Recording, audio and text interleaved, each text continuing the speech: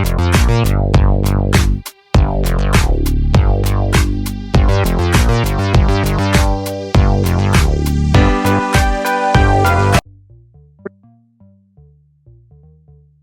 family, it is your boy Optimist Sniper. Bienvenue une fois de plus dans une nouvelle vidéo. Portons sur les niveaux psychologiques. Qu'est-ce que les niveaux psychologiques dans le marché? Ok, d'ailleurs ce que vous devez savoir c'est que en analyse technique, un niveau psychologique est un niveau de prix perçu comme significatif par la majorité des traders, d'accord? Souvent en raison de son chiffre 0,0 parce qu'il a déjà agi soit au préalable, soit il est possible qu'il agisse par la suite, d'accord. Il est considéré comme un niveau de support résistant régulièrement, de façon basique, avant qu'on entre dans la théorie. C'est régulièrement des niveaux finissant par 0,0, d'accord, comme vous voyez peut-être 1,06900. Ça peut être considéré comme niveau psychologique si déjà il a eu à réagir dans le passé, d'accord. Plus il a des zéros, plus il est solide. Ok. Ces niveaux ne reposent sur aucune valeur fondamentale, d'accord, mais plutôt sur la perception et le comportement collectif des acteurs du marché. Régulièrement, ces niveaux sont appelés les lignes invisibles, puisqu'elles ne sont pas matérialisées dans le marché, d'accord. Vous n'allez pas voir là, sur TradingView, vous allez voir une ligne là qui a été dessinée. Non, c'est une ligne invisible, d'accord. Elles représentent juste, elles influencent souvent l'action des traders individuels et institutionnels, conduisant à des modèles prévisibles de mouvement. Et on parle de psychose psychologique, pourquoi? Parce que ça se retrouve juste dans la psychologie, d'accord. C'est un truc psychologique, en fait, comme vous êtes en train de comprendre. Que sont ces niveaux psychologiques réellement? Les niveaux psychologiques sont des niveaux de prix sur les marchés financiers qui revêtent une signification importante pour les traders et les investisseurs, principalement en raison de leur simplicité et de leur facilité à mémoriser, d'accord.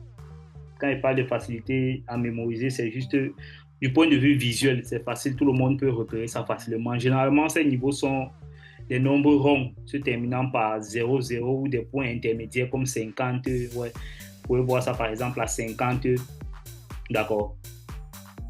Mais régulièrement, on ne les utilise pas juste comme ça, à la vague, comme ça, ou à la légère, comme ça. On les utilise régulièrement avec un certain back-office, ça veut dire une certaine analyse qui coïncide avec ce niveau-là. Ça renforce un peu les probabilités. Donc, ne croyez pas que c'est juste des niveaux comme ça, là, imaginez que vous allez aller tracer, ça va arrêter le prix. Non, c'est pas ça. Avec les paires de devises, le taux de change 1 ou la parité, en fait, c'est un très gros problème sur les marchés.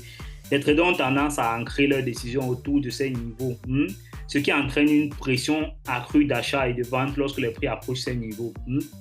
Une bonne façon de penser au niveau psychologique, c'est que les traders deviennent très psychopathes lorsque les prix approchent un niveau psychologique. C'est pour ça qu'on parle de niveau psychologique, parce que lorsque les prix sont en train de venir vers ce niveau-là, les traders ont déjà des scénarios qui sont en train de dessiner dans leur tête, d'accord, par rapport à ces niveaux, que le prix va rebondir sur ces niveaux, etc., d'accord. Par exemple, si je pars, par exemple, prendre quoi? Je prends même l'euro USD seulement, par exemple. Je regarde un peu un exemple de la semaine passée. Regardez ce niveau-ci, 1,07000. Ça, c'est un niveau que moi, je suivais la semaine passée, d'accord. Vous voyez qu'une fois que le prix a cassé ce niveau, on a eu une vente brutale, non? Regardez comment le prix a cassé ce niveau, on a vendu brutalement. Et vous voyez comment le prix est en train de rebondir, il est en train de retester ça maintenant comme quoi? Comme résistance. Ça veut dire que, vous voyez, c'est un très bon exemple d'une résistance psychologique, d'un support psychologique qui a été franchi et qui devient résistance psychologique, d'accord. Donc, c'est ça qu'on appelle clairement les niveaux psychologiques. Ok. Pourquoi les niveaux psychologiques sont-ils importants? Les niveaux psychologiques sont importants dans l'analyse technique car ils peuvent influencer le comportement des traders. Le cerveau humain est naturellement en train de rechercher la simplicité, d'accord. Régulièrement, nous sommes toujours en train de chercher la simplicité. C'est très excellent, c'est très important de chercher toujours les choses simples. En trading, cette tendance se traduit par une préférence pour les nombres ronds, non, et les autres modèles facilement reconnaissables. Quand on parle de nombres ronds, comme je viens de vous dire, ce sont juste les chiffres qui se terminent par 0. C'est facilement reconnaissable par la majorité des traders. Tout le monde peut venir là, lire, on te dit que 1,06900, ça se termine par 0,0. Tu sais que c'est une psychose psychologique, c'est facile. Mais ta décision de trading ne va pas juste se baser sur ça. Je tiens toujours à te rappeler ça. Ok.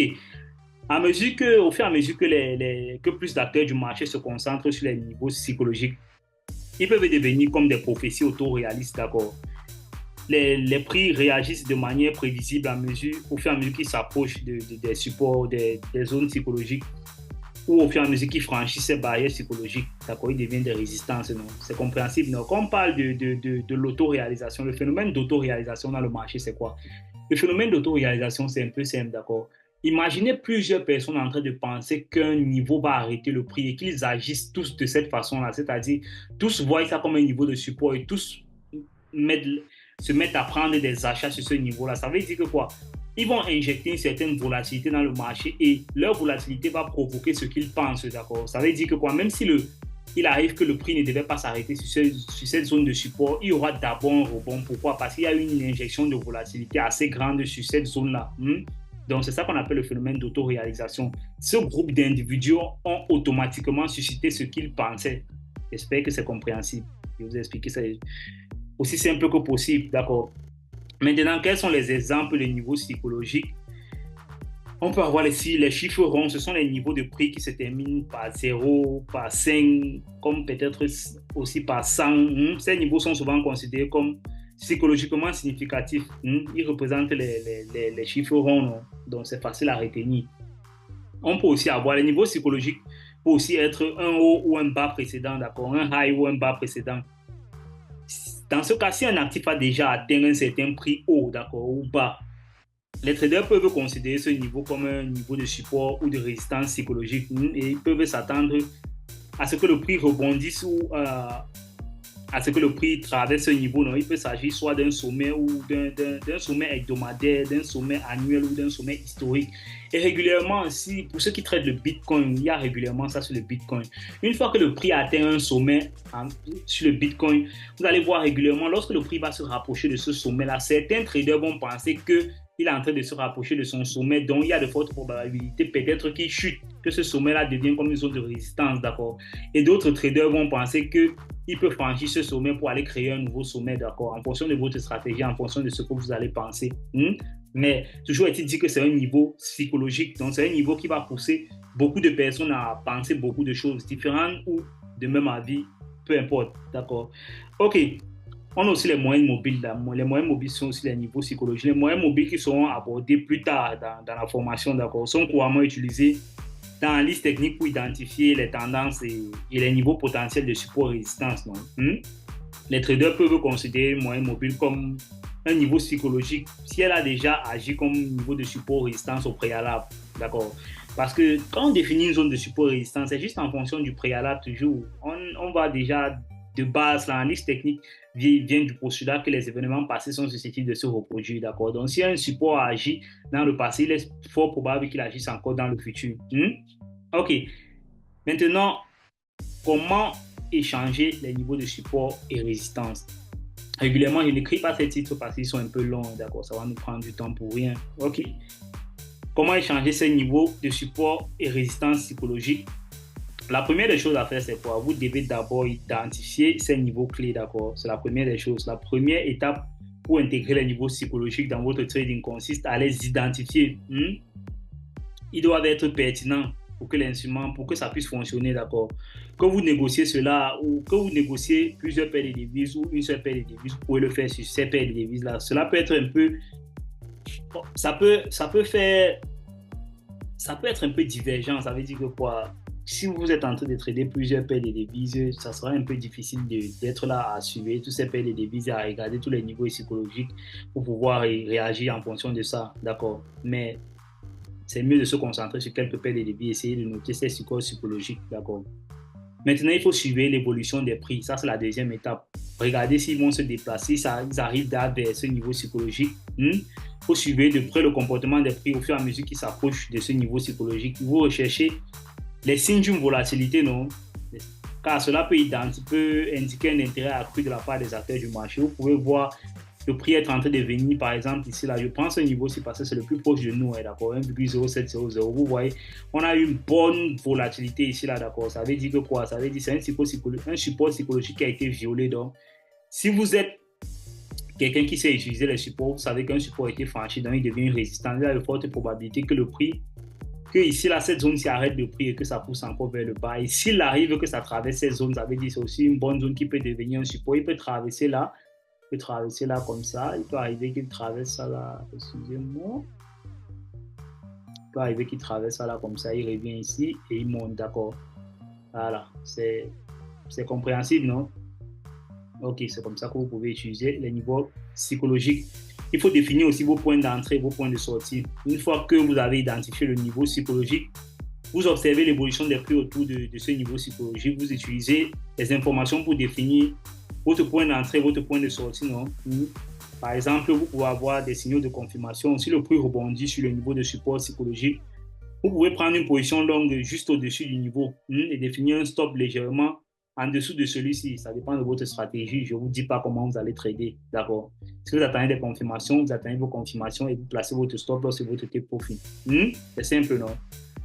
Donc, en résumé, les supports psychologiques, en résumé, un niveau de support psychologique est dans la liste technique. Ce n'est qu'un niveau de prix qui est perçu comme significatif par la majorité des traders, d'accord, des investisseurs.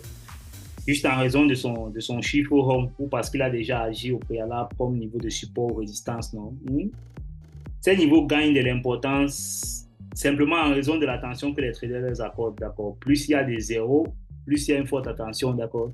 Les traders vont réagir souvent de la même façon. Ils vont prendre des décisions de trading autour de ces niveaux, autour de ce nombre spécifique. C'est logique, non? Les traders fixent souvent leurs ordres autour de ces niveaux ainsi. Lorsque le prix s'approche de ces niveaux, il peut déclencher un groupe d'ordre d'achat ou un ordre de vente, d'accord? Chacun en fonction de ce qu'il pense, d'accord? Ok. Franchir un niveau psychologique peut aussi être un signal d'un bon mouvement, comme pour le cas-ci, d'accord? C'est un signal d'un bon mouvement baissier, donc on peut utiliser ça pour la suite, d'accord? Ok. Les marchés testent souvent ces niveaux pour voir s'ils sont toujours solides, non? S'ils peuvent toujours soutenir le marché, pour pouvoir soit inverser la tendance, soit poursuivre soit rebondir, soit traverser, soit franchir ce niveau et installer une nouvelle tendance. Donc, si je veux vous prendre par exemple un exemple de support psychologique, d'accord, alors un peu sur SO USD, je pense qu'il y a des bons supports psychologiques sur SO USD, sur Gold, sur le Gold. Alors un peu en jour, vous allez voir beaucoup de supports psychologiques là. Ok, regardez par exemple ce niveau-ci.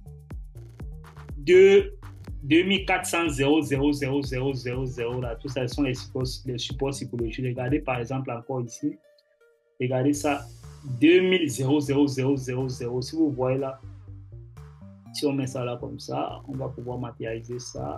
Regardez ici là, 2000 000, vous voyez comment le prix a réagi sur ça. On a dit un support, c'est une zone, d'accord, une zone de support. Si on essaie encore de regarder quel niveau, regardez ici, donc comme vous voyez ce niveau-ci là, regardez ça ici, 1,1800 000, vous voyez, ça ce sont les supports psychologiques. Ok, si on va un peu sur DSY, on essaie un peu de regarder aussi. Là, ce sont juste des exemples que je vous donne, des exemples à la personne comme ça. Vous regardez ici, là, vous allez voir. Le prix a réalisé ce support psychologique 1,110 000. Si vous regardez aussi ici à 100 000, vous voyez le prix a aussi bloqué là. Ce sont des zones de support.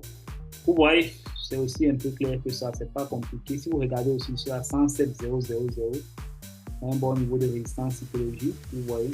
Ok, bon, je pense que cette leçon, on va s'arrêter là pour ces exemples et on va clôturer comme ça. Pour ceux qui ont des questions, vous pouvez laisser en commentaire. Je vais vous répondre. S'il n'y a pas de questions, on clôture notre leçon comme ça. Ritornamento. Optimism Sniper.